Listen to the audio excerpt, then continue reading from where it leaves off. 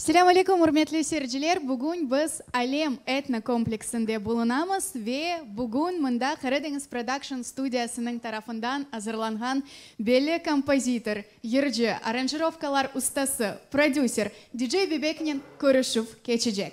Şimdi geliniz bizim bugünkü misafirimizinle yakınca tanışalayık ve o hakkında video levhanı seyredeyik.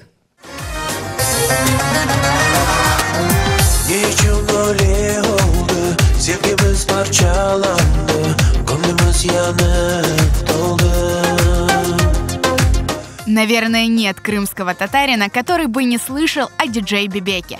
Вернее, о Ролане Салимове, носителе этого брендового имени. Меняя стили, рождая новые проекты, Ролан Бей радует публику своим талантом уже почти 20 лет.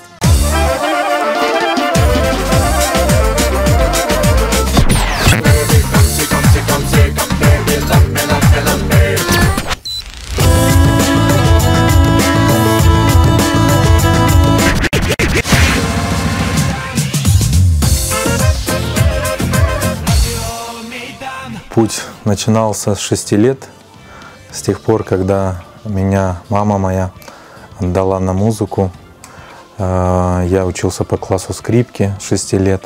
Это мне на самом деле дало огромный толчок в последующем моем развитии творчественном и помогло мне выбрать мой путь. Несколько проектов до диджей Бебека. Я был Играаль, я был Нерусский. Еще, кстати, был проект Ролан де Мирель. Неожиданные ноты, музыкальные эксперименты, смена жанров и имен, а потом ярко вспыхнувший интерес к крымско-татарской тематике. И не только в музыке, но и осмыслении мира.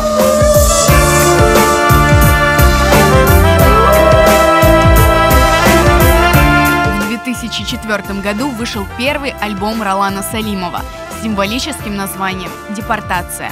Он стал и первым ошеломительным успехом автора, и настоящим прорывом в современной крымско-татарской музыке.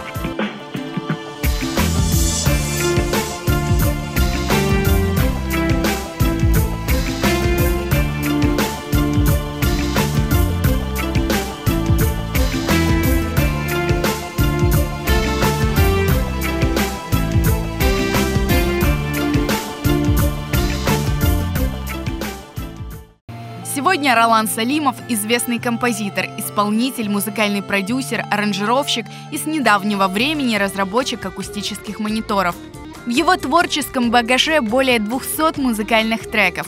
Это песни на разных языках мира, саундтреки к фильмам, аранжировки, работа с крымскими и зарубежными исполнителями. И, конечно, хиты, покорившие не только крымскую публику. Имя диджей Бебек знают далеко за пределами полуострова. Kayda olsam unutma, karım seni çağır. Biz mecburmuz kaytmağa, öz ana yurtumuzga. Одной из наиболее значимых своих работ Ролан Бей считает саундтреки к первому крымско-татарскому фильму сказки «Хыдыр-Деде». Сразу после съемок композитор собрал треки в одноименный альбом и выпустил его на цифровых площадках. Альбом написан в новом для меня жанре, такой как эпика, этно-симфони, вернее сказать. То есть это эпичная музыка с элементами фолька. Вот альбом был стилизирован, и сама музыка была стилизирована в крымско-татарских традициях с оттенками фольклора.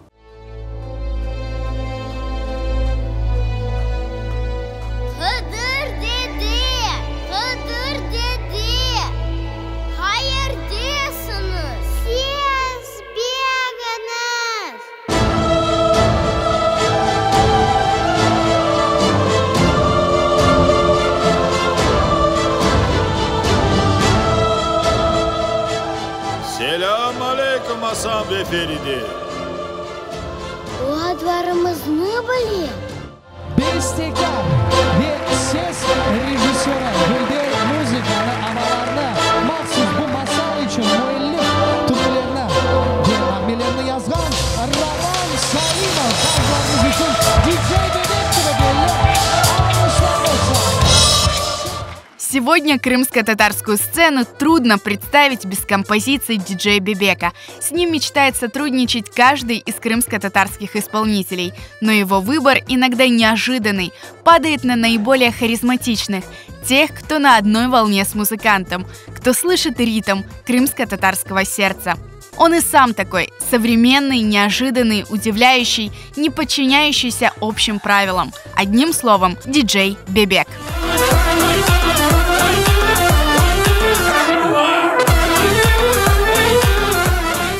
Диджей Бебек — это бренд, это знак качества. Я к этому шел долгие годы.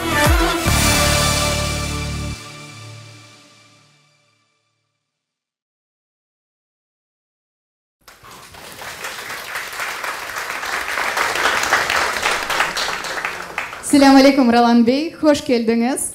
Roland Bey, 2004 senesi Deportatsiya, ya'ni surgunlik albomi dunyo yuzini ko'rdi.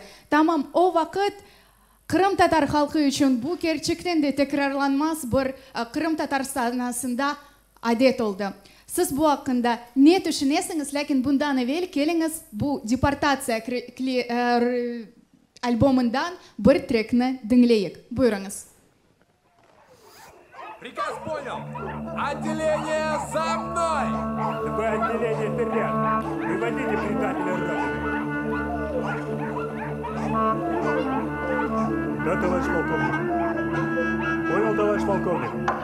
Так точно, товарищ полковник. Быть через час на месте сбора. Есть.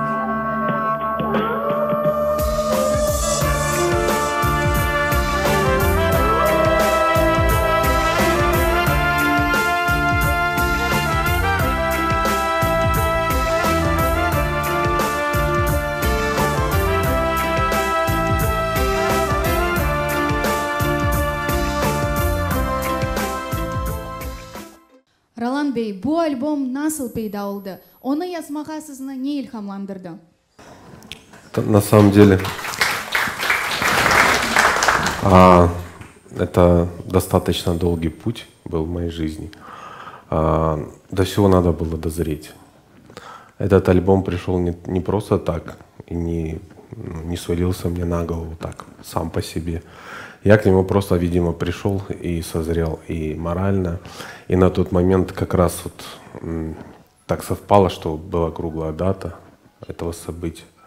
Вот. Хотя я на тот момент, когда я начинал работать над этим альбомом, я не знал ни в коем случае, что это будет вообще проект диджей Бебек, и что это будет альбом называться «Депортация».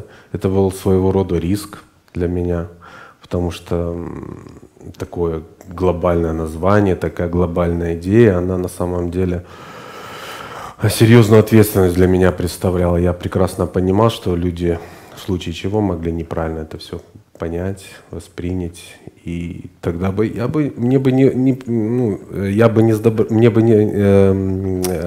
наверное, обломался, вот. Но я рискнул, вот, и, скажем так, трек «Депортация», который вы сейчас слышали, это трек был рожден буквально за час, за полтора всего лишь. Предысторию такую расскажу. Я тогда работал с музыкантами, с очень хорошими нашими крымско-татарскими музыкантами. В этом и заключалась идея проекта, чтобы совместить инструменты, да, акустические, с современными тенденциями. Вот. Я пригласил музыкантов, мы едем домой, и я сам для себя думаю, что сейчас будем записывать, не знаю. Но я знаю, что надо мне что-то сделать, потому что собрать музыкантов у нас — это большая проблема. Вот. И мы приехали домой. Я думаю, что же писать? Хайтарму? Да нет, это как-то, наверное, не то. Вот. И сел, что-то начал подбирать. Думаю, запишу лирику, пусть это будет нестандартно. Ребята немножко как бы удивились. Мы вроде приехали писать, как бы настроены были писать другую музыку. Но в течение вот часа-полтора это все родилось. Ребята мне помогли это воплотить все в жизнь. Мы записали вот это все. Они уехали, и я остался с этим материалом. Я сам сижу и думаю, для чего я это вообще написал, что это будет. Это не песни, это не ну, наверное, инструментал, но опять-таки же, зная как бы потребности людей, это, скорее всего, ну, проигрышный вариант, потому что не все готовы воспринимать лирику на тот момент были, ну и сейчас, в принципе. Я думал, наверное, эта песня должна быть. И потом как-то у меня в процессе родилась даже картинка, я вот начал собирать этот трек «Депортацию», и мне в процессе какое-то вот такое вот у меня настроение появилось. Надо этот трек сделать еще глубже, чтобы он интереснее был, чтобы какая-то картинка у людей родилась в голове, чтобы они, слушав его, что-то для себя представляли, чтобы это не был набор звуков там или каких-то вот аккордов, который будет в никуда. И также родилась вот эта вот звуковая картинка, интро, где тем самым я вводил слушателя в определенную атмосферу. То есть это вот сцена депортации, собаки, машины, диалог, и впоследствии который перерастал именно вот в эту вот мелодию, которая должна была, на мой взгляд, зацепить людей и погрузить их в ту атмосферу, чтобы они хотя бы отчасти, особенно молодое поколение, которое этого не переживало, которое далеко от этого и было знакомо только по слухам от родителей, от бабушек, чтобы они хотя бы частично почувствовали эту атмосферу. Вот. И надо сказать, когда я уже был готов, у меня альбом уже был готов, я не знал, как же его назвать. Думаю, как его назвать реально? Ну как это назвать? Депортация, это сильно прям рискованно. Люди, не, ну, думаю, вот диджей Бибек, это же танцевальная музыка, и тут депортация. Ну как это совместить? Как это же реализовать? И меня Рамедлиана сказала, давай рискнем, называй альбом «Депортация». Я с ней советовался, вот, и она мне сказала, давай, пусть это будет так, один раз, а там дальше посмотрим, что получится. И даже когда вот я принес альбом на звукозаписывающую студию, тогда была студия West, наверное, многие знаете, потому что, да, знаете, да, кассеты покупали, продавали и тому подобное.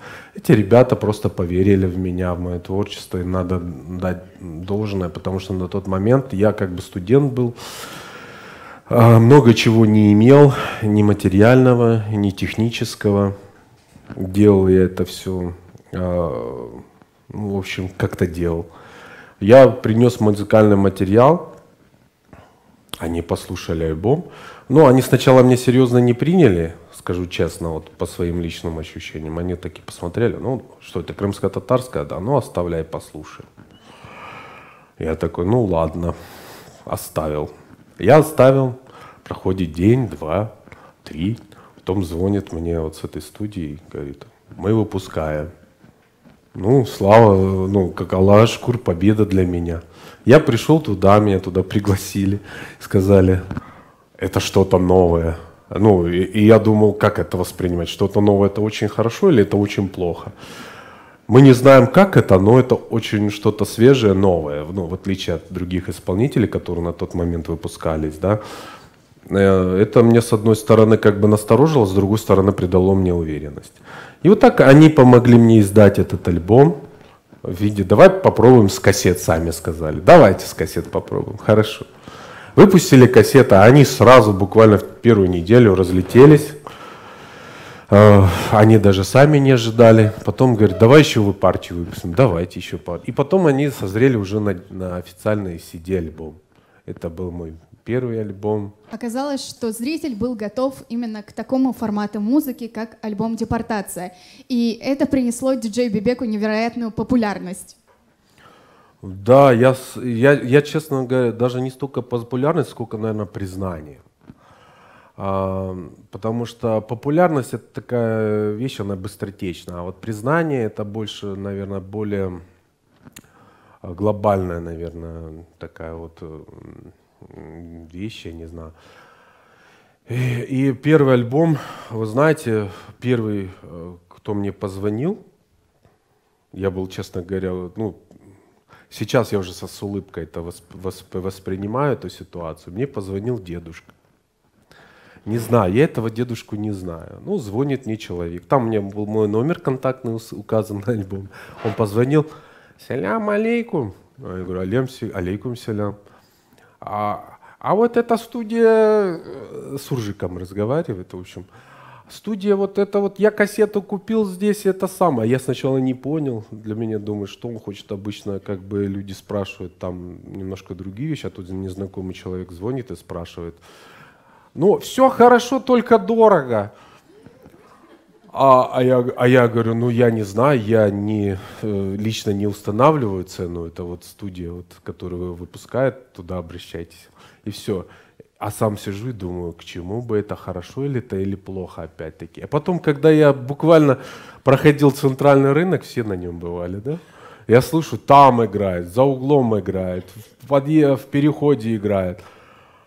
И смотрю, люди спрашивают, что это такое там. В одно место подошел, смотрю, уже там пиратка пошла. Вот такая вот, тоненький такой поддискетник, и там на бумаге просто диджей Бибек написано. Ну, а вы же сами понимаете, это отчасти мой доход. Понимаете, доход студии, который помогает мне реализовывать, потому что чем больше пиратки было, тем они, больше ущерб. Ну, меня это как бы немножко задевало, я подошел, говорю, вот такая ситуация. Говорит, да, мы знаем. Потом ребята мне звонили знакомые. Говорит, в Судаке прям на лотках выносят вот так вот и продают твои альбомы. Ну, в принципе, мне это приятно, потому что эту музыку я писал для людей, не для себя. Вот. Для людей. Если люди эту музыку поняли, переварили, полюбили, это самый важный, главный результат и благодарность для любого артиста, кто бы то ни был, я или еще кто. Вот результат важен во всех делах, это результат. Я так считаю. Вы говорили, что начинали свою карьеру вообще без не финансовой подушки, без средств. Как вам это удалось? Это была жесть, я вам серьезно говорю. Это такая жесть была. Ой, даже сейчас вспоминаю, это как будто вообще вот 2 книги назад перевернули. Да, я был студентом на тот момент, учился в Крымском государственном инженерно-педагогическом университете.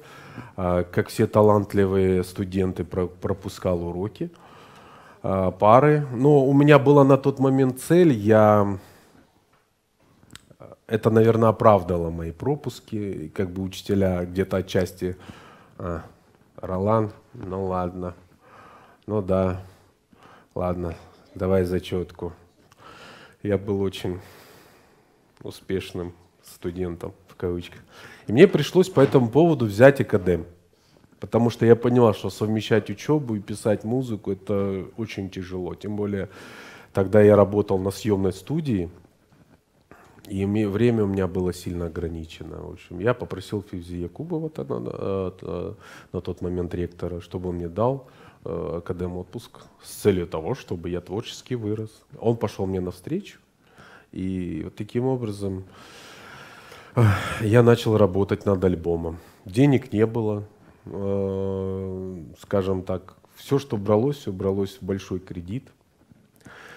Я думаю, многие присутствующие здесь в зале проходили сложности, особенно в какой-то период, да, финансовый и тому подобное. Но я это прошел, я знал, чего хотел, вот, и Всевышний мне помог вообще в достижении результата. Потому что мне кажется, я иногда даже сам задаю себе вопрос, каким образом я вообще с потолка написал эту музыку? Или вот выдумал тот, или вот выдумал тот. Я, честно говоря, в провидение не верю, вот чтобы человек сам по себе взял. Это, наверное, как-то запрограммировано или дано Всевышним, чтобы в тебя это вложить, чтобы ты это реализовал. Через тебя, через твои руки, через твою голову, чтобы это реализовалось. Наверное, это у всех творческих людей. У художников, у скульпторов, у писателей, всех, кто связан с творчеством. Потому что люди, на самом деле, на мой взгляд, это проводник в этот мир, потому что это духовное, мы даем что-то, какие-то эмоции. Как они вот появляются, это для меня загадка. Тогда не было такого, если брать 2004 год, это был первый альбом, потом через год был следующий, в 2006 это уже был 3-й альбом. Скажите, пожалуйста, как тогда удавалось писать такую качественную музыку?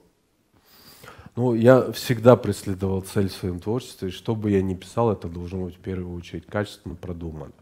Не всегда это получалось, это нормально, потому что это творчество, кому-то нравится, кому-то нет. Вот. И это был самый главный критерий в моей работе, это качественно. Я не делал музыку ради того, чтобы сделать ее. Ни в коем случае, и советую многим исполнителям придерживаться такого же понимания того, что они в будущем планируют делать. Чтобы делали, все делали для того, чтобы принести результат. Или лучше не делайте вообще. Вот. И даже вот своим коллегам, своим знакомым я даю наставления по своему опыту, что прежде чем что-то сделать, вы должны понимать, что вы хотите получить, какой результат, что это должно быть в итоге получиться и тому подобное. Тогда у вас более-менее это получится. Если вы делаете это все наобум, ну, на перспективу, а может получится, а может не получится, это уже неправильный подход. Скорее всего, это и послужило как бы успехом, наверное, в моем творчестве, потому что, признаюсь честно, очень тяжело продержаться любому исполнителю на протяжении многих лет и держать уровень, марку. Это очень тяжело. Потому что, вот, как показывает мировая практика, даже Майкл Джексон там, или еще другие исполнители, они какой-то период своего творчества, они были яркие, какой-то период они уходили в тыл. Их никто не видел, все считали, что они все померкли. Нет, на самом деле творческий человек, он просто должен заряжаться, набираться энергии и через какое-то время показать какой-то новый результат. Я не преследовал цель никогда в своем творчестве там, количеством взять и там, завалить всех, там, 200 хайтармы написать там, и тому подобное, чтобы все счастливы были. Нет. Я преследовал цель наполнить содержанием, эмоциями свою музыку.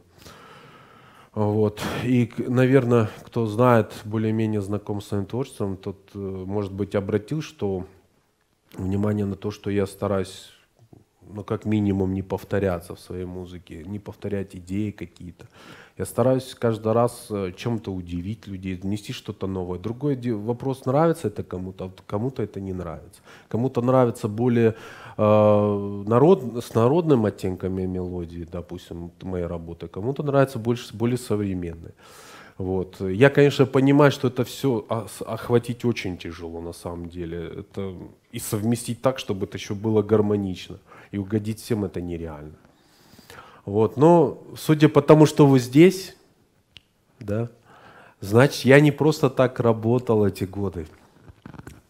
Формат нашей сегодняшней встречи — это, конечно же, общение с нашими гостями, и у вас будет возможность задать интересующие вас вопросы диджею Бебеку. Ролан Бей, когда мы с вами готовились к этой встрече, вы сказали, что одна из самых значимых для вас работ — это саундтреки к фильму «Хыдырдыды», и я сейчас предлагаю послушать отрывок.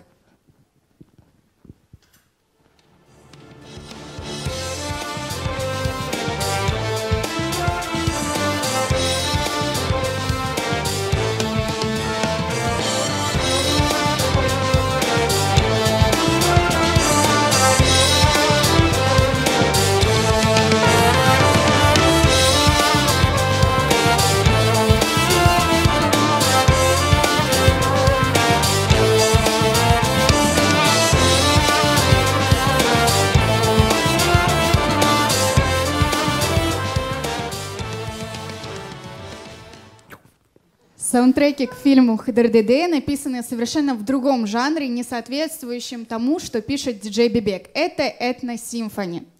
Как вам удалось написать такую музыку? Хороший вопрос, Сауна, за вопрос, потому что это отдельная история в моем творчестве. Я давно очень мечтал прям поработать именно в этом жанре, потому что этот жанр, и, на мой взгляд, это океан музыки. Это такой музыкальный, тихий, атлантический все вместе. Там можно очень много экспериментировать, очень много выдумывать и воплощать. И по образованию я учитель-педагог по классу скрипки. Соответственно, в свое время я учился в музыкальном училище, в музыкальной школе, понятно, музыкальном училище. Я играл в симфоническом оркестре. И поверьте мне, та энергетика, когда ты сидишь в симфоническом оркестре, и когда рядом сидит там 50-60 человек и дуют, и играют какое-то произведение, это неописуемая энергетика. И это вдохновляет на то, что ты понимаешь, какая это красивая музыка, какая она богатая, какая она вот базовая, какая она могучая, можно так сказать. И ты думаешь, вот бы мне когда-нибудь в будущем что-нибудь написать, какой-нибудь хотя бы вальс. Вот. И, соответственно, пришло время, наверное. Я долго вынашивал, думаю, может что-то написать. Нет, но меня люди не поймут, что это такой диджей Бибек пишет эпическую какую-то музыку, что нам надо... А тут как бы вообще, что это такое? Но я прекрасно понимаю, что это не мой формат. Это надо или называться тогда уже сразу, как я назвался, Салимов Ролан, вернее, своим именем, да, просто так, без всяких там псевдонимов и тому подобное. Вот. И поступило как раз предложение Хараденис Продакшн, что мы вот хотим снять фильм детский, что нам нужна музыка. Изначально речь шла об одном треке, сингле, то есть под это фильм. Ну, как бы я сразу сказал, так как бы музыка к фильмам немножко не пишется, там она должна быть разнообразная. Потому что герои разные, сюжеты разные, атмосферы разные. Все хорошо, мы поняли. Сможешь помочь? Опять-таки, это дело очень ответственное было, и было ограничено по срокам. Я на самом деле думал, браться за это, не браться, а вдруг не справлюсь.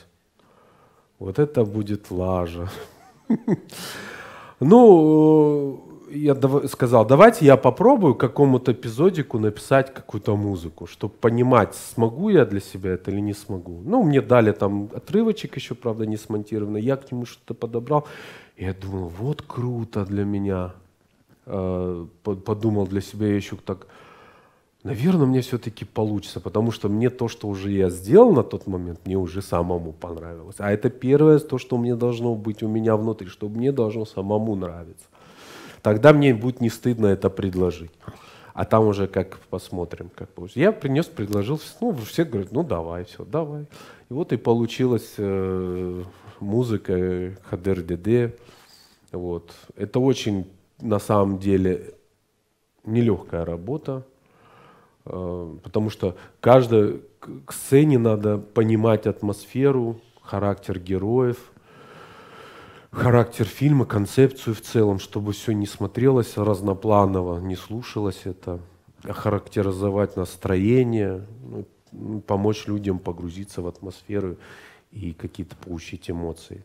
Вот. Но мне эта работа очень понравилась, потому что для меня это новый профессиональный творческий этап, в котором я считаю себя в какой-то степени реализовал.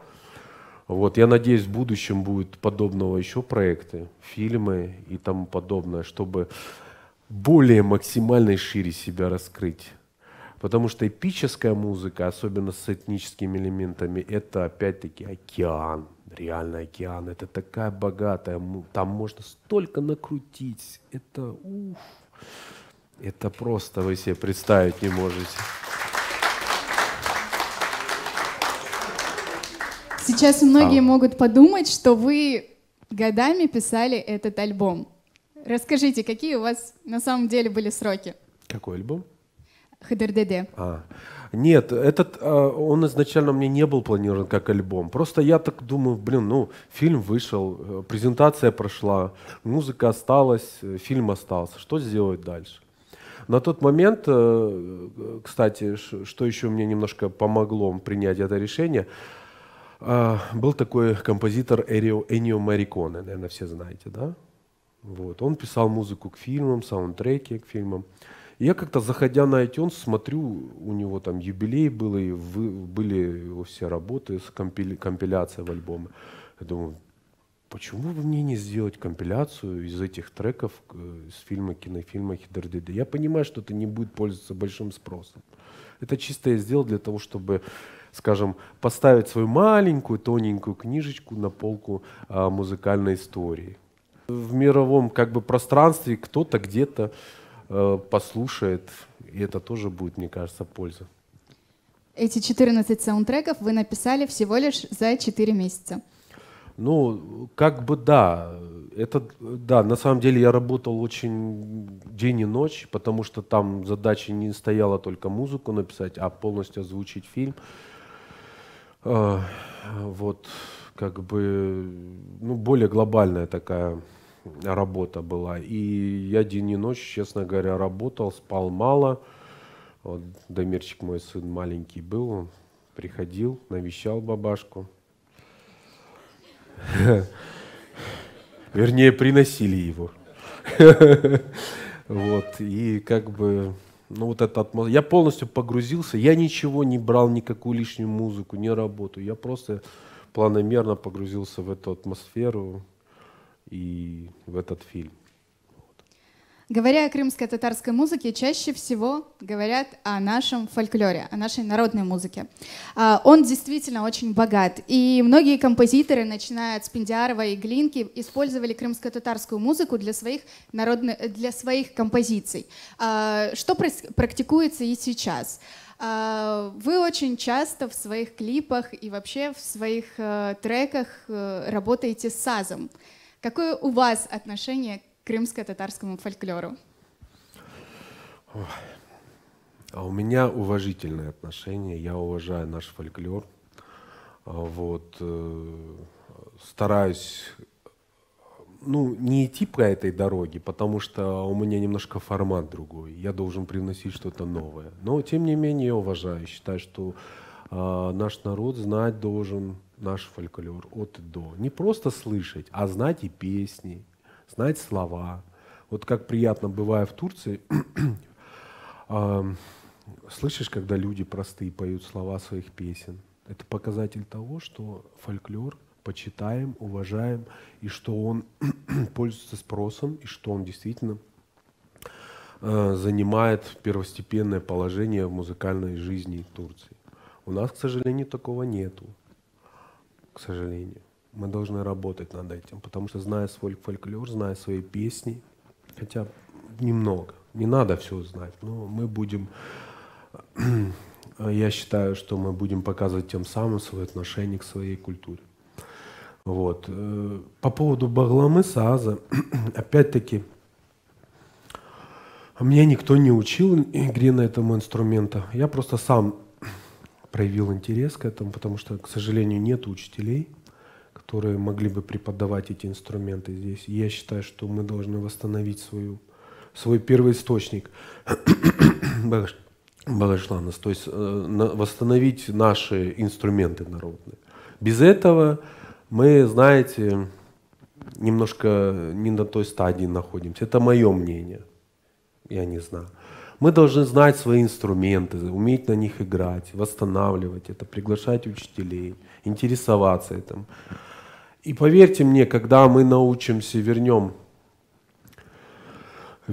нашу самобытность в плане исполнения инструментов, у нас по-другому наша народная музыка зазвучит. 100%, вы ее не узнаете. Это будет новый колорит, это будет новое звучание. Вот когда у нас будут играть на кеманчах, на багламах, на там, я не знаю, сантырах, много инструментов достаточно. Просто нет учителей и нет, к сожалению, у нас молодежи, которая бы интересовалась этим. Потребности. Когда будет потребность, будут и учителя. Вот. Ну и, соответственно, надо возвращать это все. Без этого мы не будем дальше идти. Это, как бы мы ни играли нашу музыку на свадьбах и остальном, но вот без этого вот нашего первостепенного, нашей подачи нашей музыки, вот мы не сможем не развиваться, не дальше. Мы будем, ну как и сейчас мы находимся, мы вот все вот в одном каком-то вот состоянии находимся. Вот. Не знаю, может кого-то это устраивает, но я бы лично хотел, чтобы мы шли вперед, чтобы мы гордились своей музыкой, чтобы у нас были национальные большие оркестры, национальные исполнители, Вот. Современные исполнители, которые писали музыку, которая могла бы конкурировать не только в Крыму на свадьбах, но и дальше. Это же замечательно. Чтобы тем самым мы вызывали интерес у представителей других народов к своей культуре. И нам бы не приходилось навязывать бы свою культуру, они бы сами ее бы искали бы. Вот, если бы мы это все делали красиво и профессионально. Как вы думаете, насколько реально вообще возродить это утраченное? Все реально. Вопрос в желании. Мне кажется, все реально. Человек все может сделать. Все может добиться. Вопрос, насколько ему это нужно, насколько нам это всем нужно. Понимаете? Если нам это будет нужно, мы поймем, к чему стремиться и чего добиваться. Если нам это не нужно, мы будем как в тумане жить. Каждый день и жить на том уровне, которым живем. Хотя, поверьте, мы достойны большего, на мой взгляд, опять-таки же, мы можем больше, гораздо больше, чем мы сейчас имеем. И могли уже этого достичь очень давно. Очень давно. Вот. Я сейчас как этот партийный лидер. Ну, честно говоря, я вы сейчас я перебью, еще дополню. Я немножко переживаю по этому поводу, потому что я неравнодушен к тому, что происходит у нас на эстраде и музыкальном мире. Ну, хотя, казалось бы, ну, делай свое дело. Но нет, меня это тоже касается, я считаю. И за это я отчасти тоже переживаю и болею. Поэтому говорю вам свои мысли. Ролан Бей, как вы оцениваете сегодняшнее состояние крымско-татарской музыкальной культуры и вообще культуры, и в частности эстрады? На мой взгляд, этого недостаточно. Пока мы не будем конкурировать с остальными во всем мире, значит, мы не достигли такого уровня. Вот это будет показатель. Не вариться в собственном соку и не делать между собойчик такое. Да, мы там записали там вещь, классная вещь, кайтарма, но она кроме нас самих никому не нравится. Вот. Почему мы не можем сделать продукт, который бы нравился бы и окружающим, который бы идентифицировал нас как национальная, вот, как вот Турция делает, да? Вот. Сразу слышно, что это турецкая музыка, да? Балканская музыка. Сразу слышно, что это балканская музыка. Почему мы не можем на таком же уровне создать свою аутентичность на мировой музыкальном площадке? Мы можем все. Просто надо работать, работать, работать. И понимать, не просто работать, а понимать для себя, как это сделать. Это надо 20 раз сделать, 20 раз перечеркнуть, на 21 раз, возможно, у кого-то что-то получится. А сейчас, на данный момент, мы просто пытаемся быть всеми, но не собой. Быть отчасти балканцами, отчасти турками, отчасти кавказцами. Ну, я, честно говоря, задаю вопрос, почему мы кайфуем от кого-то, но не от себя. Мы не глупее, у нас также Всевышний нам голову дал, 2 руки, 2 ноги. Вот. Почему мы должны наоборот говорить, поддерживать друг друга, я считаю, и говорить, вот хорошо, но можно лучше. Чтобы человек это все правильно воспринимал и вот эту критику какую-то, да, не в целях того, что его хотят унизить, а в правильных целях, чтобы он развился, достиг более высокого уровня и стал более профессиональным. Но у нас ведь чаще всего не воспринимают критику. Ну, по собственному опыту, не в обиду моим коллегам, отчасти так. Меня тоже много критиковали в жизни, говорили, о, Бебек, у тебя первый альбом был шикарный, а остальные так себе. Ребят, а я не могу писать 2 раза депортацию, я не умею. Я не могу писать 3 раза радио Мейдан, я не умею, потому что каждая песня, каждая музыка, каждый музыкальный продукт, он эксклюзивно индивидуален. Просто кому-то он нравится, кому-то нет. Выбор, опять-таки же. Вот. И Тут много можно чего говорить, можно к чему много наставлять, но я считаю, даже если вас критикуют, и вы даже понимаете, что это незаслуженно, относиться надо к этому проще. Вы для себя должны понимать, говорят вам критику для того, чтобы позлословить, или говорят вам критику с целью того, чтобы вы стали лучше. Вот и все. Я раньше по детству, ну, грубо говоря, по юношеству, я очень, да, это болезненно воспринял, потому что я сижу ночами, я колдую, гадаю, как это сделать, чтобы это понравилось. И тут приходит какой-то человек, который далек вообще от музыки по всем показателям. Он, скорее всего, космонавт, чем музыкант. И начинает, да, здесь что-то, ням. И ты понимаешь, что, ну, остается у тебя осадок, и это обламывает с перспективой того, чтобы что-то делать.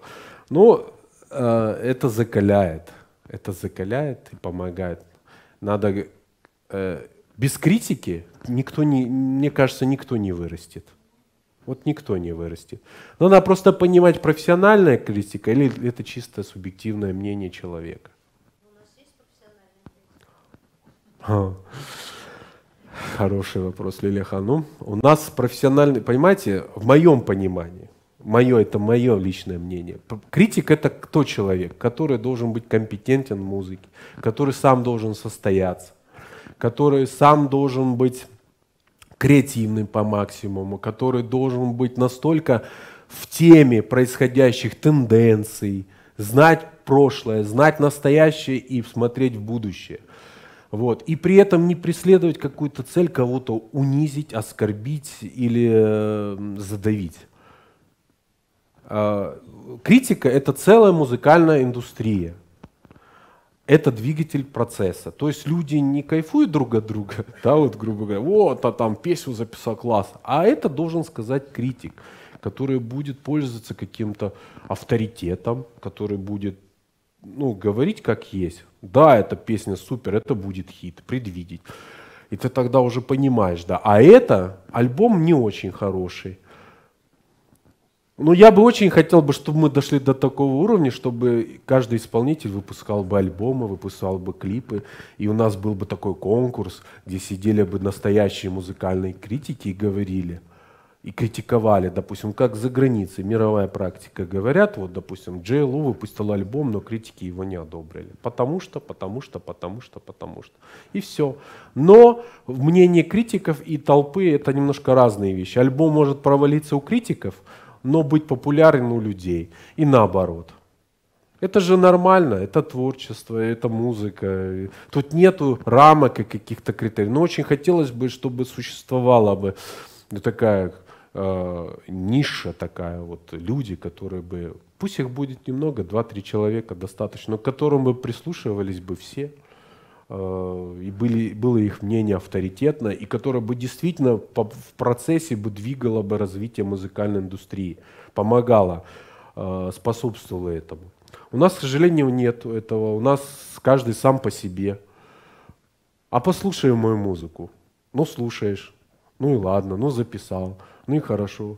В таких случаях, я говорю, не критик оценит, а люди оценят. Вот и все.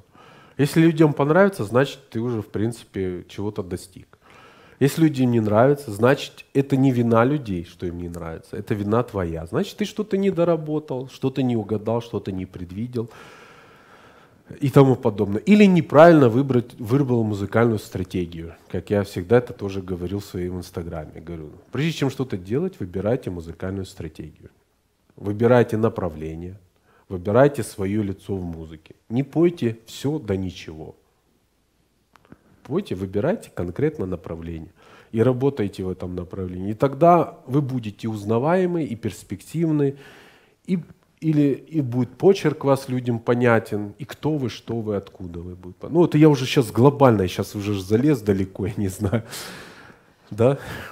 У нас в крымско-татарской культуре нет музыкальных критиков. Речь идет о профессиональных, не о диванных, правильно? Да, конечно. Ну, мы все как бы отчасти со своим мнением, кому-то, опять-таки, кому-то нравится, кому-то не нравится, но вот У каждого есть свое мнение, это нормально, его не поменяешь. Если вам нравится песня, а мне не нравится, это не значит, что это плохая песня, правильно? Так что это нормально. Но профессиональные критики — это именно те люди, которые будут двигать всю эту музыкальную индустрию более профессионально, развивать ее, ну, давать стимул людям развиваться. К сожалению, на сегодняшний день часто бывает так, что исполнители могут взять какую-то музыку других народов, просто сделать аранжировку и выступать с ней на мероприятиях, на свадьбах. Что вы думаете по этому поводу? Почему у нас такое есть? Больная тема. Но многие об этом говорят. Я тоже, честно говоря, вот, если брать профессиональную мою позицию, я это не приветствую.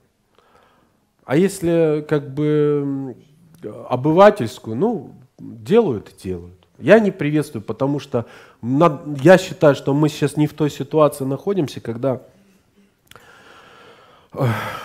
скажу по-другому, чтобы этим заниматься, надо в первую очередь в своем огороде навести порядок. Когда мы будем уже самодостаточны, когда у нас будет уже своих исполнителей профессиональных, когда у нас будет уже все хорошо у самих в культуре, ну, можно спеть чью-то песню, взять так ради уважения к другой культуре. А когда у нас у самих поле не паханое, когда мы сами не понимаем, что у нас происходит, вот таким образом мы способствуем, на мой взгляд, мы способствуем просто стиранию своей музыкальной идентичности. Просто нам наполнить культуру нечем получается, и мы берем, заимствуем чужой труд. Вот. Легко стать популярным на чужом труду. Взять чей-то хит и сделать себе. Ну, это как бы, наверное, самое простое, что может быть в творчестве. Но я считаю, что каждый артист должен иметь свое лицо, должен иметь именно свой репертуар. Не чей-то, не перепетый, не запетый до дыр. Плохо, хорошо, должен иметь свое лицо, должен иметь свой репертуар, как гардероб, понимаете? Вы же не носите чужие вещи, вы носите свои вещи, правильно? То же самое здесь в музыке. Вот каждый артист должен иметь свое музыкальное лицо. Эксклюзивный материал, который будет написан для него, а не для всех, который будет он... Ну, я не открою, это, конечно, секрет для многих. Это на самом деле это правильно, когда у артиста есть свой альбом, свои клипы. Ролан Бей, как вы думаете, с чем вообще связаны вот эти вот перепевки? Это для того, чтобы можно было просто потом зарабатывать с помощью этих песен на свадьбах, будь то на мероприятиях, и при этом вкладывать минимальный бюджет? Или же почему? Ну, на мой взгляд, это просто... Кто-то не преследует цель стать великим артистом, кому-то этого достаточно. Ну, допустим, у нас достаточно артистов, которые делают именно песни под себя. Вот. Ну, плохо, хорошо, опять-таки, не мне судить. Судят люди, конечный потребитель. Вот. Кому-то устраивает брать чужую музыку, петь, зарабатывать на этом, и он не преследует цели там каким-то стать эксклюзивным проектом и остальным. Если людям нравится, нравится, не нравится, не нравится. Это дело каждого, это не мне, я не хочу критиковать своих коллег, потому что это мы многого не знаем на самом деле, почему они так приняли решение, зачем они это сделали. Можно критиковать сколько угодно, но это, скорее всего, вы должны спросить у них самих, не у меня. Вот. Я лично это не поддерживаю. Вот и все. В чем мы преуспели и чего нам не хватает? Ну, мы преуспели с тем, что мы в Крыму, что у нас есть где жить, писать и развиваться. Другое дело, что не хватает нам очень многого, к сожалению. На мой взгляд, нам не хватает креатива. Потому что из собственного опыта творчество — это отчасти есть креатив.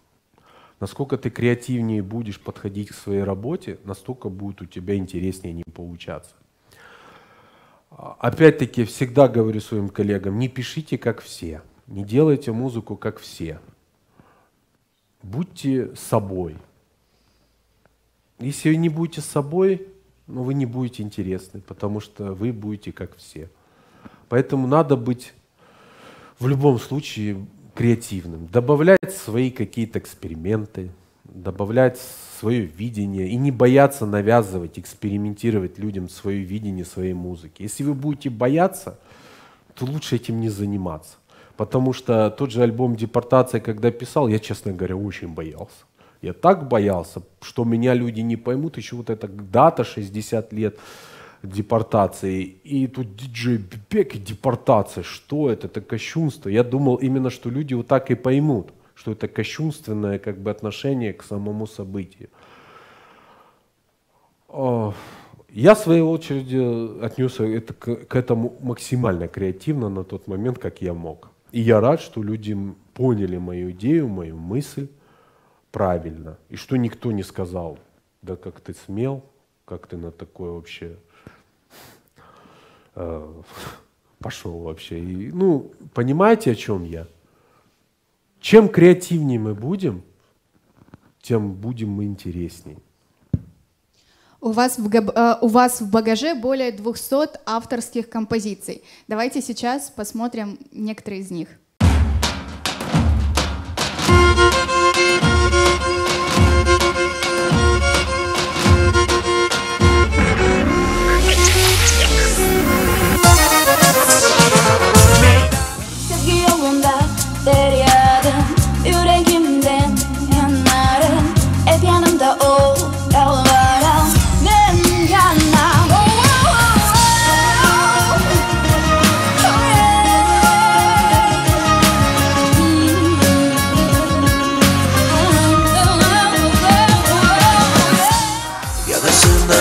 Olursun, endi sen mensiz kalırsın. Seni hatırlayacağım, ama sana kayıpacağım. Yana kul olursun, sevgisiz yalnız kalırsın. Hiç kaymaz bizim sevgimiz, üzüldü yıkılmaz.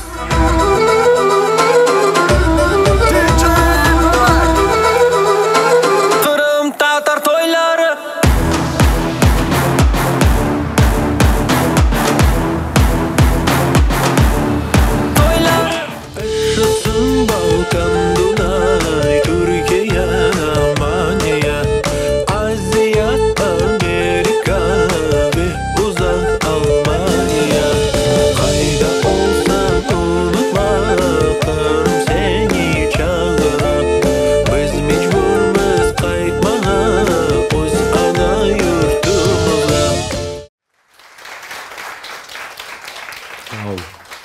Саулус.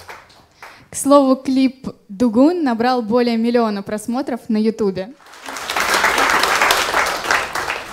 Вы знаете, вот иногда в творчестве ничего не может быть лучше, чем случайность. Вот серьезно, вот «Дугун» — это, скорее всего, была случайность в моем. То есть незапланированная такая вот чихнул. Да, серьезно скажу вам. То есть сделали небольшую предисловие, если вам интересно, конечно, да? Конечно. Небольшая история. Дело в том, что трек «Дугун» написал Дип Бахчисарайлы. Знаете, да, эту песню? Вот. Мустафа Эмир непосредственно был заказчиком этой песни. Вот. Он мне принес, когда этот образец сырой, ну вот, этой песни. Я сначала сел и думал, что я могу с этим сделать? Да ничего. Все, 2-3 дня я вот так сидел. Дело в том, что Мустафа давно просил, чтобы я что-то где-то, когда-то мы записали. И я представления не имел даже, как это может выглядеть в итоге. Потому что я не знал даже, как Мустафа вообще поет ли он вообще, не поет. Вот. И тут 5 лет спустя всех этих обещаний, ожиданий, я сажусь, начинаю делать этот трек. Но он мне жутко не нравится. Не в том дело, что это плохая песня, а в том дело, что у меня получалось. Ну, я сижу, но она мне не идет, и все. Думаю, ну сейчас вот, ё-моё, надо опять Мустафе отказать. И что вы думаете? 2-3 дня, 4, 5, 10, неделя. Сажусь утром за чашечкой кофе. Дрынкул, прынкул. И пошло-поехало. Понимаете? Поэтому я говорю, что это большая случайность. Я на тот момент, я себя реально насиловал, можно сказать. Что могу сделать? Ничего не могу сделать. Ну, не получается. Ну, не нравится мне, что выходит. Вообще не нравится. Ну, если мне не нравится, как я могу это ему показать, а он людям покажет? Скажет, это кто сделал? Бибек. С каждым годом все хуже и хуже. Понимаете, о чем я? Вот. Ну, и как бы я не мог этого допустить. И в результате вот получился трек, час или 2 ночи, я высылаю Мустафе трек. Мустафа, вот что получилось, Мустафа. Да, я сейчас послушаю, сейчас. Круто. Клево. Опа, да. А я уже, честно говоря, истощенный творчески и эмоционально. Мне уже не могу понять, хорошо это или плохо. Поэтому в таких моментах всегда важны свежие уши и свежие эмоции. Клево. И потом, все, надо делать клип. Да, делаем клип, все. Я говорю, ты же просто хотел записать. Нет, все, давай сделаем клип, все, давай. Там, кому звоним? Для Веры Вдожиевой, все. И потом, и вот так закрутилось, завертелось. И вот получилось то, что получилось. Иногда захочешь, сядешь, будешь сидеть годами, не получится. Понимаете? Поэтому это удачный чих, я считаю. Вот. Удачный, да. Нет, я сам приготовил. Вот. Ну, по поводу Земфиры Ханум, я же работаю ночами, днем дети, садики, мадики, ну, и сами понимаете, а утром в 5 утра встановишь, вот такое вот состояние, честно говоря. И в таком режиме очень тяжело работать. Особенно я последние годы это замечаю. Тяжело реально написать. Ну вот 1 миллион просмотров есть? Есть. Саулнус. Это труд всех людей, не только мой успех, это успех каждого человека, кто принимал участие, кто даже красил кого-то за кадром, понимаете? Потому что нам удалось передать это настроение, которое люди долго ждали. Люди в какой-то степени устают от этого. Вот. Им что-то хочется задорное. Даже оно им не нравится, но я ногой буду топать. Понимаете? Понравилось? Понравилось. Пусть не всем, выборочно, но имеет право быть. Дай Бог, чтобы у каждого артиста как минимум было столько просмотров. Как минимум. Ну и максимума нет предела. И чтобы действительно песни, которые они создавали, мне тоже нравились. Понимаете? Я очень часто слышу песню, которую, честно сказать, вот своим коллегам даже не знаю, как ему сказать. Мне жалко его труд, мне жалко его деньги. Понимаете? Но я понимаю, что я сейчас просто могу сказать мнение, что мне не нравится, и человек обломается и не захочет ничего делать. Да, я говорю, поэтому говорю, пусть люди слушают. Нравится? Аллах. Все, как бы так. Сейчас хочется предоставить слово залу, нашим гостям. Мы говорили, не раз говорим вообще о том, что у нас нет не только профессиональной музыкальной критики, у нас нету ни искусствоведческой, ни литературной критики, как института. Но критиканов и критиков у нас много. Но критики как профессионального вида, деятельности у нас как таковой нету. И действительно, вы правы, когда говорили, что мы варимся в своем соку. Да? Вот у нас такой междусобойчик крымско-татарский, мы между собой варимся или плачем друг другу в жилетку, либо ругаем друг друга. И даже если когда в этой среде звучит какая-то достаточно объективная критика, то объект критики воспринимает это как чаще всего как ущерб. Да? Я не знаю, долго очень много говорю, Бахшланас, но искусствоведов у нас, вот я знаю там 2-3, и они как бы музыки не касаются. Это я договорила то, о чем давно болит. Фольклор. Ссылки, когда у нас не было для Веры Вдожиевой, не было телевидения, и Мы не могли вот так собираться. Единственным, по сути дела, способом сохранения фольклора были музыканты свадебные. То и дансон, особенно, когда уже гости поплясали, можно было сесть, вспомнить старинные песни и спеть для ценителей. А что сейчас с нашими свадьбами?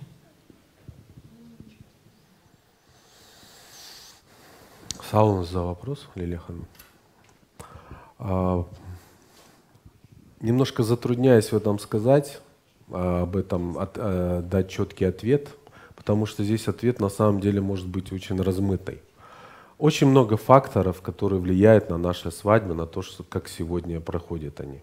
Это тенденции современные. Понятное дело, что жизнь не стоит на месте, есть современные тенденции, шарики, там, я не знаю, салюты и тому подобное. Ну, такие мелочи, казалось бы, но они все влияют. То есть, как бы, вот. С нашими свадьбами сейчас, мне кажется, какая-то непонятка. Мы вроде как хотим быть современными, но вроде как бы хотим придерживаться каких-то наших культурных устоев, да, наших традиций. Вот. И даже со стороны замечаешь, что нет четкого определения, как чего должно быть. Все делают, считают, как считают нужным. Кто-то хочет современную свадьбу, кто-то хочет диджея поставить, кто-то хочет музыкантов, у Столар пригласит, кто-то хочет под ноутбук танцует, кто-то хочет именно, как вы говорите, до утра после свадьбы сидит и поют песни. Опять-таки, это веяние тенденций. Сейчас нет такого, как бы, скажем так, образца, по которому должно все это проходить, на мой взгляд. Понимаете, и авторитетного какого-то мнения. Кто как считает нужным, так и делает. Но я лично считаю, что должно быть все-таки, раз это крымско-татарская свадьба, хотя бы в каких-то рамках определенных все должно проходить. Понятно, что современные веяния не должны быть, мы от этого не уйдем, но должны быть базовые какие-то моменты должны быть в наших национальных традициях сделаны. Очень важно, считаю это. И по поводу музыки, сколько людей, столько мнений, столько вкусов, понимаете? Вот один человек придет на свадьбу, ну не нравится ему эта песня крымско-татарская, ну хочет ламбаду танцевать. Ну вот что ему сделать? Вот всех можно понять, и музыкантов можно понять. Они в какой-то степени и рады бы, конечно, играть свое национальное, но они вынуждены подстраиваться под конкретно под заказчика, под людей, которые там приходят. Невозможно запретить. Да нет, все, иди отсюда, не надо.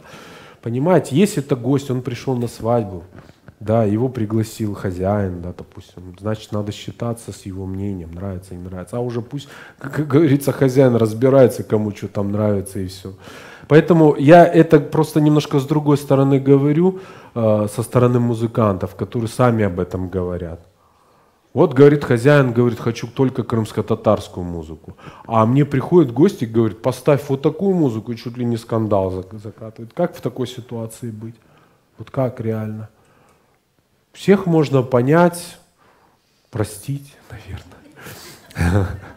Вот. Но я считаю, мы рано или поздно все равно к этому придем. Знаете, вот не попробовав другие блюда, мы не поймем, что лучше для себя. Все равно кровь не обманешь. Кровь все равно ведет к своим истокам. Понимаете, что бы там ни было, это все проходящие моменты. Все равно человек, достигнув определенного возраста, он по молодости, может, не понимает многих моментов, но в определенном возрасте он начинает переоценивать смысл жизни, свои корни. И где-то, наверное, многим это известно, еще больше тянет на родное. Да? Поэтому молодежь не всегда понимает старшее поколение. Наверное, из-за этого отчасти тоже. Я, конечно, много говорил, но, надеюсь, ответил на ваш вопрос в какой-то степени. Салхомес. Ролан Бей, селям алейкум. Очень приятно было сегодня присутствовать. Первый раз, вот можно сказать, так вживую пообщалась. Очень большое удовольствие получаем от вашей музыки. Оказывается, и просто общаться без музыки с вами тоже истинное удовольствие. Действительно приятный собеседник. Вы вот так скромно о себе говорите, я вот слушаю музыку, да, и думаю, как же мне пришло в голову вот это написать или вот это. Мы, как зрители, понимаем, что это, конечно, истинный талант и есть, да, то есть таким образом рождаются произведения, то есть талантливый человек, что-то, ну, дар, да, какой-то. Также вы сказали, упомянули, что вот, например, САС освоил я самостоятельно, да, то есть не было преподавателей, и это я, ну, благо сейчас у нас есть возможности, там у молодежи есть и интернет, и, ну, не только САС, я имею в виду в любых, да, других областях. Мне, знаете, интересно ваше мнение в плане, вы вот говорите, что вы, как правильно, преподаватель класса по скрипке, да? Мне интересно ваше мнение в этом смысле. Вот для талантливого человека, который, ну, и так может делать, да, и то, и другое, насколько важно вот это классическое, в нашем понимании, традиционное образование? Оно вам помогло? Нужно ли? Как вы считаете? Саунас, за вопрос. Конечно же, базовые хотя бы знания, они необходимы. Плюс очень важно иметь вкус музыкальный. Понимаете? Для себя очень часто вижу, что есть люди, музыканты, классные музыканты. Ну вот вообще бомба, как говорят. Вот. Но у них немножко проблема с музыкальным вкусом. Понимаете? Вот есть люди красивые, да? Но они иногда такое оденут на себя. И думаешь, блин, ну да, а может так и надо. Вот. То же самое, наверное, здесь. Вот есть музыкант. Просто это не того, что там люди такие сами по себе. Просто это не каждому дано. Даже зная музыку, структуру музыку от и до, это не гарантирует того, что вы будете писать ту музыку, которая будет нравиться массам. Понимаете, это очень большой труд, это какое-то вот внутреннее состояние, когда ты чувствуешь, что в перспективе людям понравится. Понимаете? Как бы по себе лично меня многие как бы знают, что я иногда даже не берусь за работу. Я, как говорил, я уже что попало, лишь бы делать, я не делаю. Я должен в первую очередь, прежде чем что-то сделать, я должен понять, что я смогу с этим сделать. Какой результат я могу добиться, как я это слышу для себя, в каком направлении мне это лучше сделать, чтобы получить максимальный результат. Если я этого не слышу, если я этого не знаю, я даже не берусь за работу. Не из-за того, что мне человек не нравится, а потому что я не знаю, как это сделать. Я говорю, если есть люди, которые знают, как это сделать классно, обращайтесь к ним. Вот. И опять-таки, вот вы говорите, что это самое базовые знания, насколько они важны. Вот я знаю людей, которые нот не знают, но они очень талантливые вообще, как музыканты, но они не умеют писать, они не могут писать. Я не считаю себя скрипачом там великим или великим учителем. Да, я имею образование, но сейчас как бы это не мое. Понимаете? Я учился на это, но это не мое. Я выбрал свою дорогу. Я даже не представлял, как я буду вот такой дяденька сидеть в музыкальной школе и учить детей скрипки. На меня посмотришь, наверное, ну, никак не угадаешь, что там педагог по классу скрипки. Наверное, там какой-то там бизнесмен. Да, вот. Я чувствовал, что это не мое. Но я просто как бы на тот момент шел по течению, получал образование, и в результате я понимал, что я в данной ситуации могу сделать для себя выигрышное. Я даже никогда в жизни не думал, что я буду писать что-то. Я был настолько как бы не настроен на этот процесс. Но внутри себя я понимал, что я где-то творческий человек. Я не понимал, как я буду сидеть на работе, там, в бухгалтерии или юристом, ходить бумажки собирать. Вот, и сделал вот свой выбор, я просто полезное с приятным выбрал. Я не являюсь там педагогом по классу скрипки, хотя по образованию таким являюсь. Вот, но по призванию я все-таки больше художник, наверное, музыкальный. Вот выбрал себе такой путь. Как бы так. Саунас. Добрый день, Ролан. У меня есть несколько вопросов, наверное, они будут так касаться как раз именно профессиональной деятельности. Я имею в виду музыкальной. Я, наверное, не соглашусь с тем, что обучение на народных инструментах это на данный момент в Крыму является какой-то глобальной проблемой, потому что существует, ну, по крайней мере, я знаю множество музыкантов, которые играют и на народных инструментах в том числе, и которые владеют и музыкальной грамотой, и всем остальным и могут написать. Здесь, скорее всего, наверное, то, что нету такого как бы большого спроса на вот эти инструменты. Но мой вопрос про другое. Касаемо народной музыки, по крайней мере, то, что слышал я не слышал ни одного варианта из того, что мне попадалось, по крайней мере, на Ютубе, да, которые были бы, допустим, популяризованы вот именно народные песни. Мне кажется, что помимо всего прочего, одна из самых больших проблем – это отсутствие некого ресурса, на котором можно было бы черпать вот эти вот именно народные мелодии. То есть это не существует именно и в русской музыке, и в крымско-татарской, и вообще. То есть арабская есть. Я на эти ресурсы попадал. Ну, я имею в виду интернет. Сейчас эпоха интернета, и все-таки данные вот ресурсы должны быть. Вот что вы по этому поводу скажете? Если они, существуют ли они? То есть как понять, что именно эта мелодия старая, а это нет? Потому что вот касаемо русской музыки, я прекрасно знаю, что народная музыка отличается дохристианская, христианская и так далее. Ну там не берем уже как бы сами регионы, допустим, там от севера до юга. Спасибо. Спасибо вам за вопрос. Что хочу сказать. В первую очередь, любую этнику, нет плохой этники, нет, любую этнику, если с умом подойти, можно преобразовать на современный лад так, что она будет просто бомбейски звучать по-новому. Что касается, где его черпать, для этого должны люди знать хорошо свой фольклор, базу. Ресурсы, вот на этот вопрос я немножко затрудняюсь сказать, потому что более глобальный ответ. Понимаете, более... Вот я как по себе считаю? Я вот представитель крымско-татарского народа. Я должен, как минимум для себя, если я таковым себя считаю, я как минимум должен знать хотя бы хиты народные, хотя бы. Понимаете? И это касается любого представителя, пусть будет русский, украинец. Понимаете? Именно на базе народных вещей вот, можно развиваться дальше. Точно так же, как знать классику, которая тоже большой рост дает. Понимаете? Вот у нас есть ансамбль «Крым». Да? Всех оно. Вот ансамбль «Крым», который несет в массы фольклорную культуру. Плохо, хорошо, это уже как бы другой момент. Но я считаю, что это лучше на данный момент, что у нас есть. Вот, и очень профессионально, и как бы хотелось бы, конечно, чтобы было таких составов побольше, чтобы была бы конкуренция. Я вот хочу дополнить немножечко вот вам по поводу фольклора, да?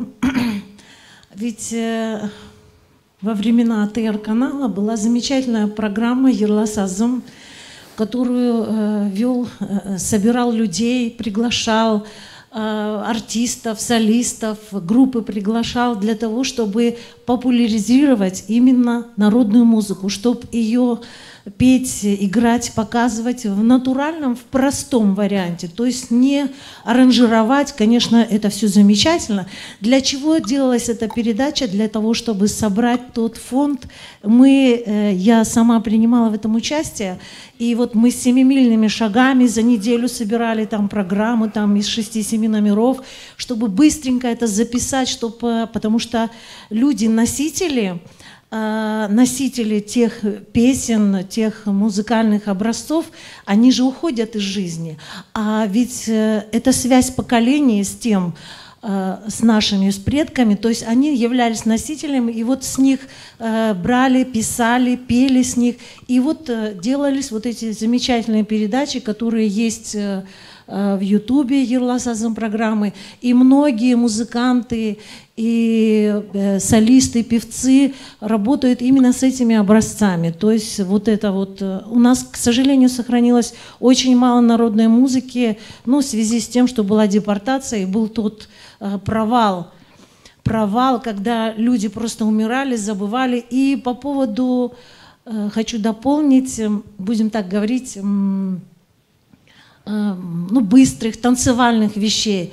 Дело в том, что у нас исторически сложено так, что наш народ переживал там всякого рода раскулачивание, депортации и так далее, и всему подобное. То есть, и, соответственно, народ слагал песни трагические, лирические такие, знаете, как сказать, так сказать, переселение, муаджир дирлар, то есть ну, неразделенная какая-то любовь, люди расставались, уезжали, покидали свою родную землю. Соответственно, в народе песен таких танцевальных, да, будем так, веселых песен мало. В этом лично я с этой проблемой сталкиваюсь, потому что мы работаем на свадьбах, на наших каких-то мероприятиях, там Суннет олсын, Доган күн олсын, и мы, конечно, люди хотят веселиться, потому что это торжество, а песен-то мало таких. И вот, ну, я так хотела добавить, прошу прощения. Это, кстати, Саунус. Да, вот как-то так, я благодарю вас. Вот эта программа, на самом деле, хорошо, что вы напомнили о ней. Я вот был приятно удивлен, насколько эта программа собрала исполнителей разных наших вот вместе, насколько она вот подавала нашу музыку. Не так где-то, кто где-то сел, там наиграл и тому подобное, что это целая была программа, она готовилась, что вот исполнители учили песни, даже столько песен так сидишь и думаешь, что это за песня? Ага, а может сделать аранжировку? Ну, по-новому, чтобы, как вы говорите, вот. И это служило большим толчком для того, чтобы, хочешь не хочешь, у этой программы был рейтинг, причем ну, хороший. Сейчас нету этой программы. Нету, как вы говорите, вот к вашему вопросу возвращаясь, самая сейчас большая проблема — это медийная база, да, вот. Нету телевидения такого, чтобы вот, в котором бы вот действительно креативно это все, интересно, как нам было подавалось. Есть такие штучные, кто-то там по своей инициативе размещает на ютубе какую-то там песню, выступление там ансамбля со свадьбы, там вот такую вот. Нету профессиональной вот, конечно, подачи и подходу к этому вопросу, как вы говорите. Понимаете? Да, я согласен с этим, но YouTube как ресурс, я имею в виду, да, то есть там очень мало информации. Вообще в YouTube, вот сколько я не копался, по разным, сейчас не только крымско-татарской, допустим, да, по разным. Вот очень хорошо представлен, допустим, арабский мир вот в этом. Именно в Ютубе, то есть именно народные, фольклорные, я говорю. А вот все остальных, вот практически чего-то такого вот интересного, старого ты не найдешь там, потому что нет. Арабская, турецкая, мы немножко на разных вообще находимся стадиях развития подхода и возможностей, так что здесь тяжело тягаться с ними, понимаете, потому что вот даже те же, та же турецкая аудитория, они ну, жили своей жизнью, у них не пропадал никуда фольклор, никого никуда не перевозили, не завозили и тому подобное. У них это все сохранилось и передается с молоком матери. Поэтому как бы там это более естественно, чем у нас происходит. У нас мы должны все это доставать в каких-то чемоданах вот, головы, где-то вспоминать эти песни, потому что люди хотят где-то там восстановить. Кто-то может, кто-то не хочет это. Кому-то это нравится, кому-то не нравится. Ресурсы, опять-таки, надо, они необходимы. Но это надо все делать. Вот опять-таки скажу, у вас же сайт же был, да? Когда-то вот с этой программой Ерлас Азым, да? Она есть. То есть там это все есть, в принципе, и разные исполнители вот поют, какие успели сохраниться песни. Много же потеряно было, понимаете? К сожалению. В современном мире мы проживаем в 21 веке, и тенденция это абсолютно всеобщая по всему мире, что фольк все-таки он немножечко на заднем плане остался. А впереди это сейчас все слушают в основном современную музыку. И хочу сказать в связи с этим, как бы защитить крымских татар, потому что все-таки, несмотря на депортацию, да, 50 лет полностью народ был выброшен абсолютно. Тем не менее, мы сохранили свою народную музыку, фольклор. И на сегодняшний день на наших свадьбах, ну, я думаю, 80% это все-таки фольклорная музыка звучит. И многие молодые люди, на удивление, вот сейчас я вообще должна отметить последние годы, это просто какой-то всплеск вот такого национального, ну, самосознания, что ли, потому что я крайне удивляюсь, меня это безумно радует, что наши молодые, ну, молодежь, да, 17-18 лет, они поют народные песни, зная текст. Это вообще потрясающе. Вот я сомневаюсь, что, я не знаю, вот любого представителя там русской нации предложим. Вот у меня студенты очень много занимаются. Я могу им сказать: спойте какую-нибудь народную русскую песню. Не споют. А вот крымско-татарские дети, как минимум несколько песен, они все-таки споют, несмотря на то, что вот у нас такая, да, путь у нашего народа очень сложный. И я думаю, что мы как раз-таки, да, ресурса нету, я с вами согласна. И спасибо вот за то, что вы озвучили. Это будет таким, знаете, толчком и для людей, которые занимаются этим, имеют такие возможности для них. Ну и я думаю, что это все реально воплотить. В общем, вот. Саунус, за ваше мнение. Саунус. У нас еще ведется прямой эфир, и поступил вопрос от Ильдара Ибрагимова. Чем отличается диджей Бебек от Ролана Салимова? Да, в принципе, я в зеркало смотрю, ничем. Это разный формат музыки. Диджей Бебек изначально как бы... Понятно, это более электронная музыка, клубная, я как бы так себя позиционировал. Но со временем я трансформировался и все-таки подстроился немножко по музыке под вкусы и приоритеты нашей крымско-татарской аудитории. Поэтому не могу сказать, что это чисто электронная музыка, далеко не электронная музыка, даже в принципе где-то и не клубная.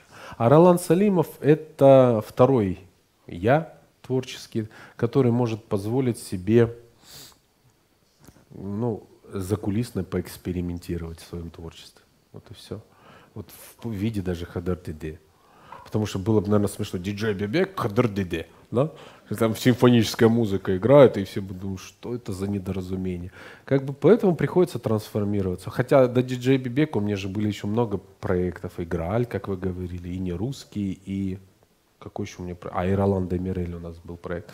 Поэтому я прошел достаточно много этапов, чтобы прийти и стать тем, кем сегодня я есть.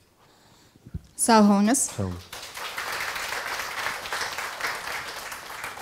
Ролан, очень приятно тебя сегодня видеть и слушать. И действительно, такая теплая такая обстановка. И я вот хочу выдержку из твоей речи. Ты вот начинал, это было тяжело, да, были экономические и другие реалии, и тем не менее выдавался какой-то некий талантливый продукт. Сегодня реалии другие, экономические немножечко подкрепились и так далее.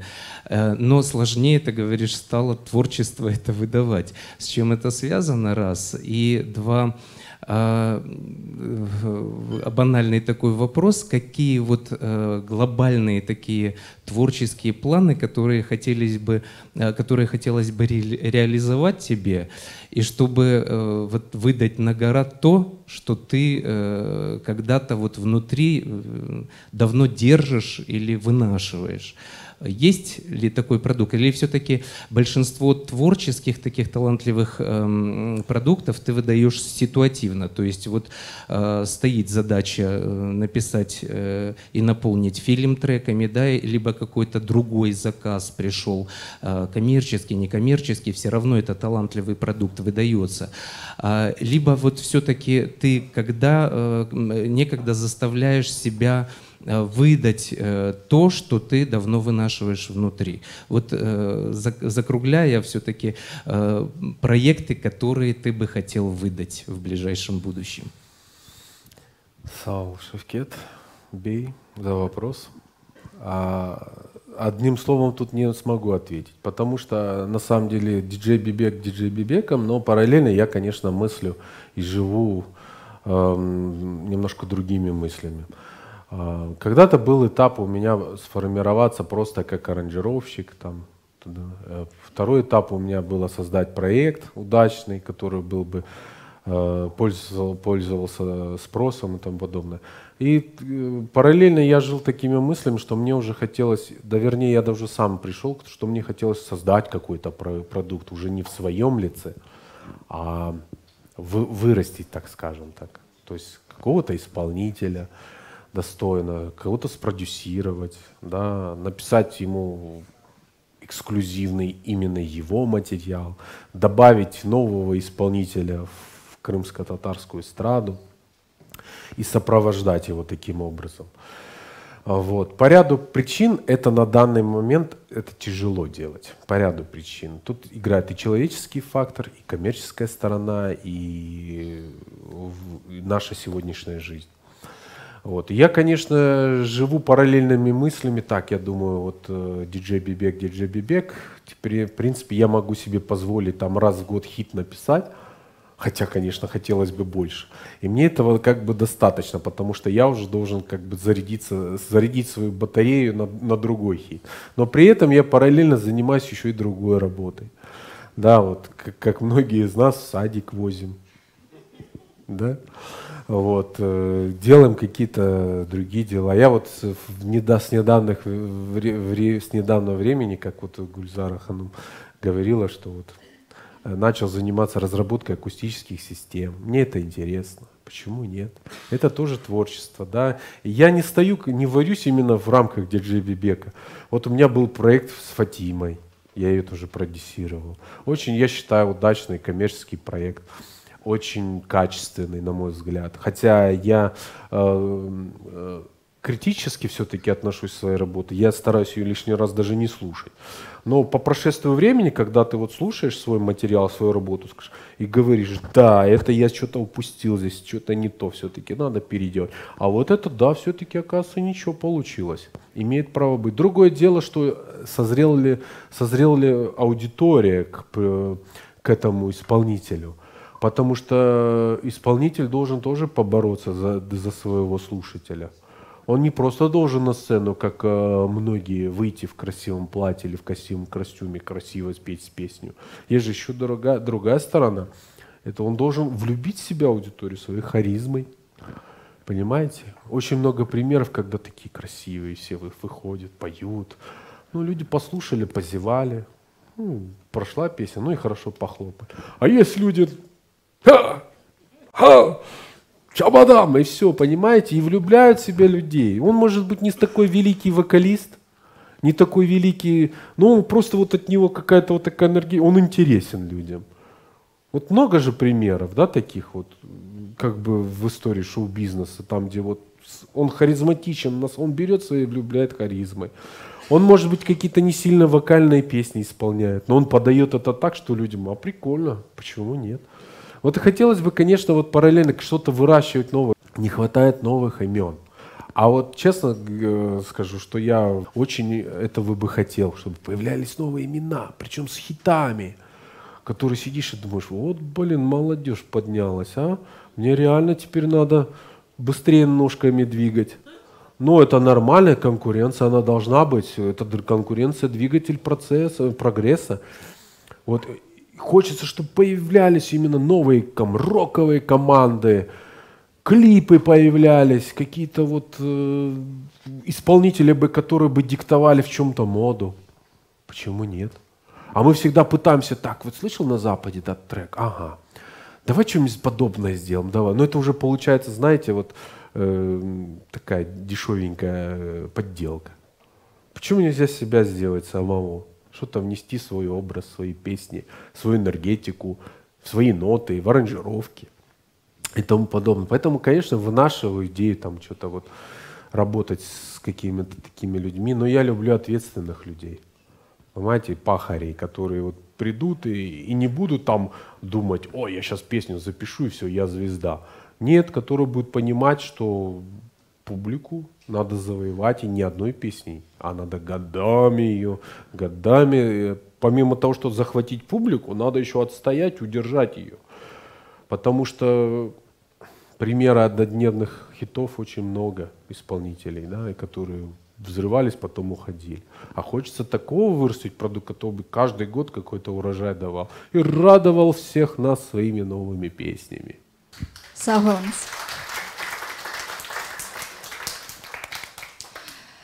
В завершении нашей встречи хочется уделить внимание еще одной очень важной и знаковой вашей работе. Это аранжировка на песню «Гузель Хырым». Предлагаю сейчас посмотреть этот клип.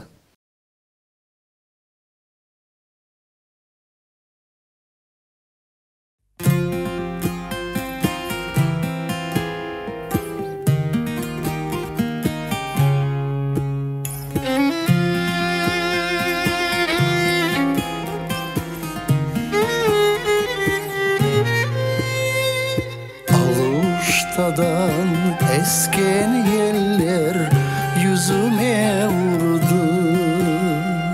Balalıkta osken yerler gözüme tuştu. Ben bu yerde yaşamadım, yaşlığıma doyamadım. Vatanıma hasret oldum ey güzel Hırım.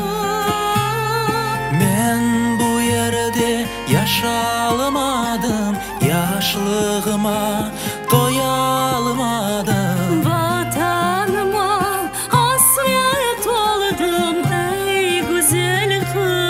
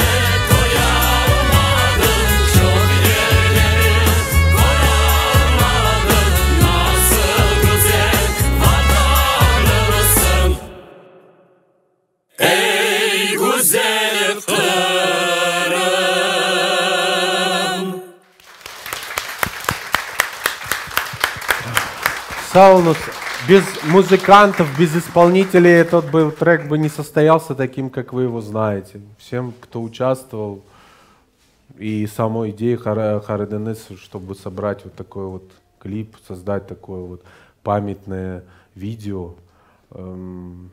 Всем большая благодарность.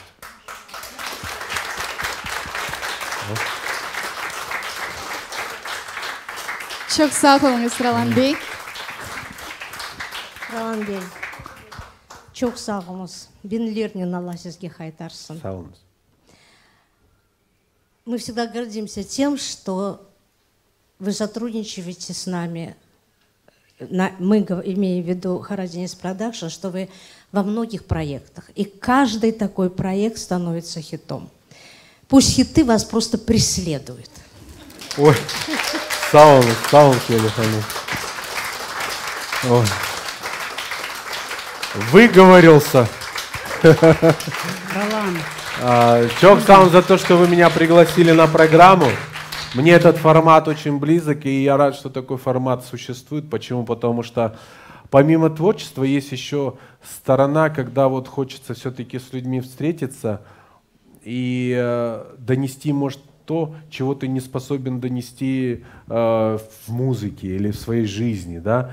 Хочется все-таки такой контакт с людьми иметь, потому что это тоже заряжает не только меня, это каждого, наверное, творческого человека будет заряжать. Плюс и вам давать какие-то эмоции и понятие, иметь представление о том, с кем вы общаетесь, кто вам нравится и зачем вам нравится. Çok sağ olun Ralan Bey. Sağ olun за такой открытый диалог. И большая благодарность нашим гостям. Hürmetli seyirciler, келгеніңіз үшін çok sağ olunuz. Bu noktada biz bugünkü görüşümünü yakınlayımız. Sağ olunuz. Sağ olunuz. Роланчик, дорогой мой, это я. Ага. Как бы все уже закончилось, да? Ула. Но все равно, вот я хочу признаться тебе в любви. Я здесь вот музыканты, друзья твои, ну не все, конечно, те, с которыми ты работал, с которыми ты делал проекты. И ты невероятно талантливый человек. Аранжировку, которую ты сделал, Гузель Кырым, это шедевр. Мы все пели эту песню, поем всегда, это гимн нашего народа. Но так, как ты ее сделал, это никто не смог до тебя. Ты потрясающий музыкант, очень талантливый, но и ты замечательный человек, умный, интеллигентный, хороший друг. Нас связывает с тобой долгие годы дружбы. Я тебя очень люблю, уважаю. Это очень важно, когда человек талантливый, и еще есть такой весомый как бы груз, да, когда человек очень достойный, умный, добрый, воспитанный. Вот эти все качества в тебе присутствуют. Я ценю. Не сглазьте меня, пожалуйста. Машалла косты Вот страшно. Да, я тебе, кстати, благодарна за работы, которые мы делали с тобой совместно. Это было огромное удовольствие с моей стороны, с твоей стороны. И те музыканты, которые принимали участие в этих проектах, всегда это был очень творческий процесс. Ты очень ответственный человек, помимо того, что ты талантливый, музыкальный. И вы знаете, вот фольк-музыку, да, народную музыку продвигают люди, которые этим занимаются. Ты ее продвигаешь, но в другой стилистике, да, это поп-фольк. И во всех этих вещах, которые, допустим, даже народная песня, там, Дагерменджи, Казымкиме Сенавериим, самые-самые мои, наверное, такие вот популярные вещи, это народные песни, но мы их все-таки другой стилистикой, да, популяризировали.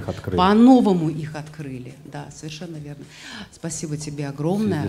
Чок-чок сана бахт узуномар новых проектов, я уверена, что они еще впереди. Удачи тебе, люблю тебя. Саун. Отстрелялись. Сау голос.